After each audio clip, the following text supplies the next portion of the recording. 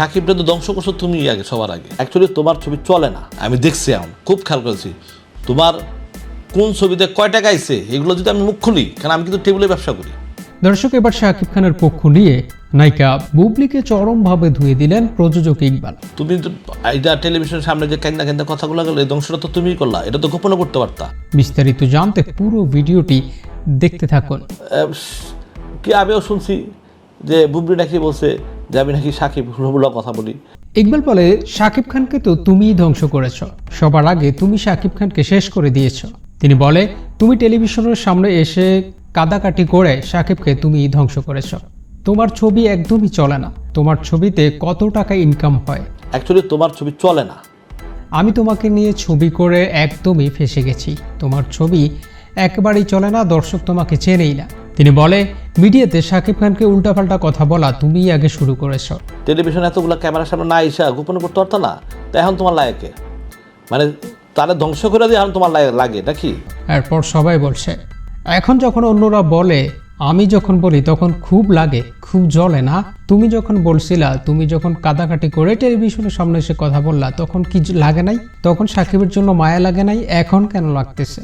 তিনি বলেন, বুবলিকে নিয়ে ছবি করে একেবারেই ভুল করেছি। আসলে বুবলির ছবি চলে না, তাই তো অর্ধেক সিনেমা হয়ে যাওয়ার পরও সেই সিনেমা থেকে বুবলিকে বাদ দিয়ে দিয়েছি। আর যদি রোশানের কথা বলি, রোশানকে তো মানুষ জানাই না ভাই। রোশানকে যখন আমি বলি যে আমার হিরো রোশান, তখন সবাই বলে এই রোশানটা আবার কে? রোশান তো কেউ চেনেই না।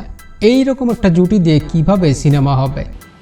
আমি যখন জিজ্ঞেস করি যে আমার হিরোকে, আপনার হিরোকে রোশনটা কে, খোদার কসম, তো এইসব নিয়ে ফিউচার করা আগে পারবো নাকি আমি এগুলো নিয়ে। যেই প্রযোজক এদেরকে নিয়ে ছবি করবে তাদের পুরো টাকাটাই জ্বলে যাবে। দর্শক, বুবলি এবং রোশানকে নিয়ে এভাবেই নিজের ক্ষোভের কথা জানালেন প্রযোজক ইকবাল।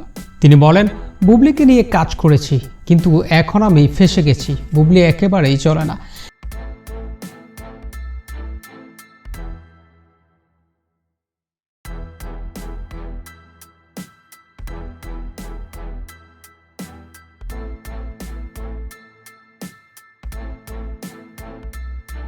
আমি জানি, কিন্তু এই পর্যন্ত তোমার কটা ছবি রিলিজ হচ্ছে, কয় ছবি, কোন পয়সা, কয় একটা প্রডিউসার তোমার চালান যদি পায় আমার সামনে নিয়ে আসো। তাকে নিয়ে ছবি করে টাকা উঠানোই যাচ্ছে না। এই টাকাগুলো তো ভাই আমার না, টাকাগুলো প্রযোজকের। প্রযোজক যখন তার পেছনে ইনভেস্ট করবে, যখন টাকা না উঠবে তখন তাকে নিয়ে সিনেমা কেন করবে? আর সেজন্যই তাকে পুরো সিনেমা থেকে বাদ দিয়ে দিয়েছি। আর কখনোই মনে হয় না বুবলিকে নিয়ে আমি সিনেমা করব।